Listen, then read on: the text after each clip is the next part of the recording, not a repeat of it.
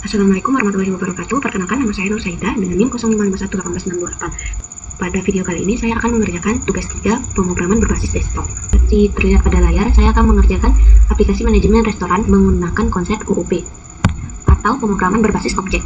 Program kali ini akan berbeda dengan program sebelumnya pada tugas 2. Di tugas 2 kita hanya memakai 2 kelas, yaitu new dan my.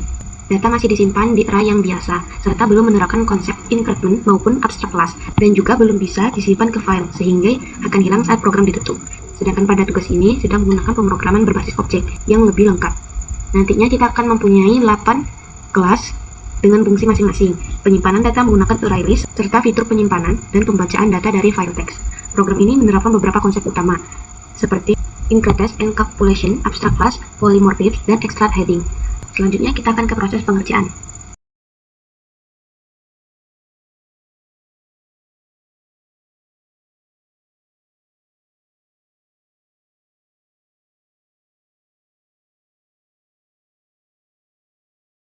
Kita akan mulai ke file utama, yaitu menu item. Ini adalah kelas abstrak yang menjadi dasar atau parent class untuk semua jenis kelas menu di restoran. Kelas ini memiliki 3 atribut, yaitu nama, harga, dan kategori. Ketiganya dibuat private. Ini adalah penerapan dari encapsulation, artinya atribut tidak dapat diakses langsung dari luar kelas, harus melalui getter dan center. Pada abstract class, kelas ini tidak akan dibuat ke objek langsung, dia hanya bisa dipakai sebagai template untuk kelas-kelas turunannya. Method tampilkan menu tidak mempunyai isi di sini karena setiap turunan akan mengandung informasi yang berbeda-beda, jadi setiap kelas turunan wajib mengisi sendiri isi method ini. Kita akan ke file berikutnya, yaitu makanan. Makanan adalah kelas turunan dari menu item ditandai dengan keyword extends. Ini adalah penerapan inheritance atau perwarisan. Kelas ini mempunyai atribut tambahan, yaitu jenis makanan. Misalnya nasi, mie, atau bakar yang tidak ada di kelas induknya. Di konstruktor kita memanggil super, mengisi atribut nama dan harga yang ada di kelas induk, dan kategori langsung diisi otomatis dengan teks makanan. Dan metode tampil menu kita memakai override, yang artinya metode ini mengisi metode abstrak yang sudah dideklarasikan di kelas menu item tadi. Hasilnya adalah tampilan nama, jenis, dan juga harga. Ini kita akan ke file minuman. Kelas minuman ini strukturnya hampir sama dengan kelas makanan yang tadi, sama-sama extends dari menu item sebagai penerapan pewarisan yang tadi. Bedanya hanya ada pada atribut tambahan, misalnya panas, dingin. Konstruktor juga memanggil super, dan kategori otomatis diisi minuman. Metode tampil menu juga menggunakan override untuk menampilkan nama, jenis, dan juga get harga. Kita akan ke file berikutnya, yaitu diskon. Kelas diskon juga extend dari menu item. Jadi ini penerapan inheritance atau pewarisan. Kelas ini berbeda dari 2 sebelumnya karena tidak mempunyai harga. Makanya di super diisi dengan angka kosong. Atribut tambahannya adalah persen diskon, beberapa persen potongan yang ditawarkan. Pada metode tampilkan menu menggunakan override untuk menampilkan nama promonya, persenan diskonnya. Kelas ini tidak bisa dipesan langsung oleh pelanggan. Fungsinya hanya untuk ditampilkan sebagai informasi promo. Selanjutnya kita akan ke file menu.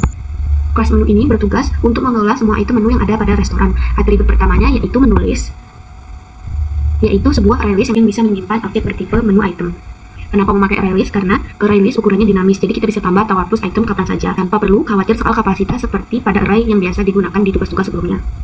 Pada metode tambah menu dipakai untuk menambah item baru ke dalam list, bisa objek makanan, minuman, ataupun nanti diskon, karena ketiganya turunan dari menu item. Metode tampil menu menampilkan semua item dikelompokkan per kategori menggunakan tipe perulangan for terpisah masing-masing untuk makanan, minuman, dan diskon. Di dalam perulangan, metode tampilkan menu dari masing-masing objek dipanggil, dan setiap kelas menampilkan informasi sendiri sesuai dengan override-nya. Selanjutnya ke kelas pesanan item. Kelas ini adalah kelas pembantu yang menyimpan satu baris pesanan, yaitu item menu apa saja yang dipesan dan berapa jumlahnya. Atributnya hanya 2, yaitu item bertipe menu item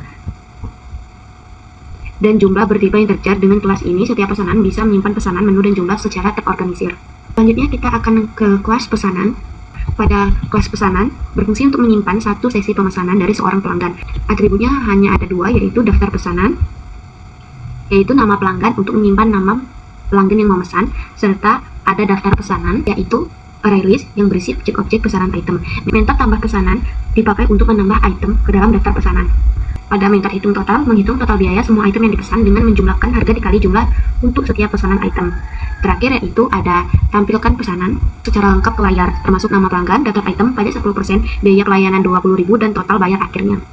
Selanjutnya kita akan ke kelas main, inti dari program. Pertama, file memanggil load menu form file untuk membuat data menu dari file jika sudah pernah disimpan sebelumnya. Kemudian, program masuk ke pengulangan while terus berjalan sampai pengguna memilih angka 6 untuk keluar. Navigasi menu menggunakan switch keys yang lebih rapi dibandingkan if else panjang. Setiap pilihan memanggil metode yang sudah diterapkan.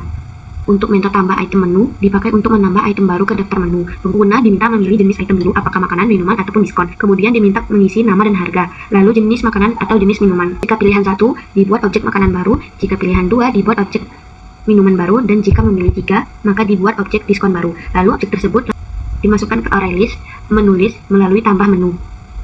Metode buat pesanan ini adalah penerapan dari exception idling yang menjadi salah satu poin penting di tugas ini. Pertama, program diminta nama pelanggan lalu membuat objek pesanan baru dengan nama tersebut. Di dalam pengulangan while, menu ditampilkan dan pelanggan memilih nomor. Jika 0, maka perulangan akan berhenti. Bagian try catch di sini sangat penting karena pelanggan memasukkan nomor yang tidak ada di daftar. Metode get dari array list akan melempar out of bound exception dengan try catch exception. Try catch exception ini ditangkap dan program tidak crash, melainkan menampilkan pesanan item tidak ditemukan dan meminta input lagi. Ada juga pengecekan jika item yang dipilih adalah diskon, maka tidak bisa dipesan dan program meminta pilihan lain. Nah, dua metode ini adalah fitur yang sama sekali tidak ada di tugas sebelumnya, yaitu operasi file atau file input or output. Metode set menu to file menyimpan semua item menu di file menu txt. Di setiap item ditulis satu baris dengan format terpisah titik koma. Di sini ada pengecekan tipe data menggunakan InSenseOf untuk membedakan apakah item itu makanan, minuman, ataupun diskon, karena masing-masing mempunyai atribut tambahan yang berbeda. Pada metode load menu from file, membaca file menu txt saat program pertama kali dijalankan. Jika file belum pernah ada, program menggunakan menu default yang disiapkan. Jika file ada, setiap baris dipecah berdasarkan titik koma dan dibuat objek sesuai dengan dimasukkannya ke array list. Kedua metode ini juga menggunakan try catch, kemungkinan error saat membaca ataupun menulis file. Selanjutnya ke metode save struct to file untuk menyimpan struk pesanan ke file. Struct juga fitur baru yang tidak ada di tugas sebelumnya. Setelah struct ditampilkan ke layar, program otomatis menyimpannya ke file. Isinya berupa nama pelanggan, daftar item yang dipesan, dan total biaya keseluruhan. File ini bisa dibuka dengan notepad dan isinya tetap tersimpan meskipun program sudah ditutup. Selanjutnya saya akan menjalankan program yang telah saya jelaskan sebelumnya. Di sini terlihat aplikasi restoran Nusantara. Ada 6 pilihan. Yang pertama, tambah item menu. 2, tampilkan menu. 3, buat pesanan. 4, tampilkan struk pesanan. 5, simpan menu ke file. Dan 6, keluar. Pertama, kita akan mencoba nomor 1 dulu, tambahkan item menu. Nah, di sini di layar terlihat tambahkan menu, yaitu kita bisa pilih makanan, minuman, ataupun diskon. Di sini saya akan menambahkan untuk makanan. Namanya mungkin ikan. Harganya 11.000. Makanannya mungkin ikan bakar. Nah, menu berhasil ditambahkan. Di sini saya akan memilih nomor 2 untuk tampilkan menu. Bisa dilihat di sini ada tambahan di nomor 13, yaitu ikan, jenisnya dibakar, harganya 11.000. Sebelumnya kita hanya mempunyai 5 menu untuk makanan dan 5 menu untuk minuman. Selanjutnya di sini saya akan memilih nomor 3, yaitu buat pesanan. Masukkan nama pelanggan, kita beri nama Budi. Pilih nomor menu yang akan dipesan. Saya akan memesan mie dengan nomor menu 4. Jumlahnya 2. Untuk minumannya saya pesan kopi 6 dengan jumlahnya 3. Nah, pilih nomor menu. Kita akan mencoba untuk diskon member, yaitu 5%.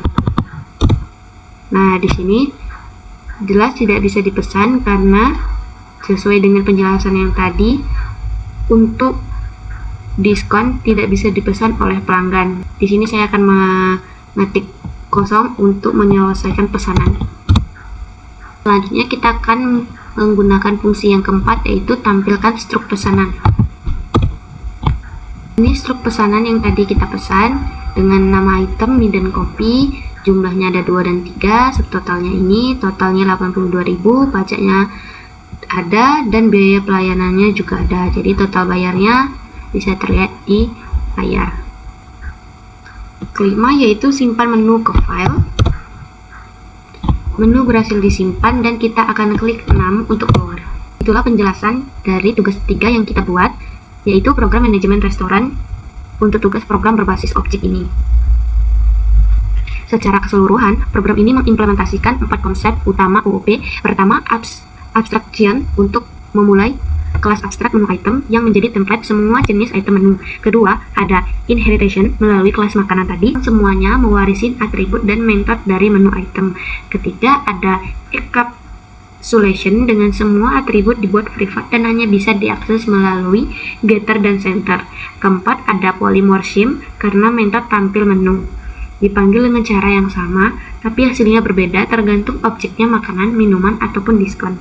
Ditambah tadi ada fitur input or output untuk menyimpan dan memuat data seperti exception handling untuk menanggapi input yang tidak valid. Sekian untuk penjelasan saya pada tugas 3. Wassalamualaikum warahmatullahi wabarakatuh.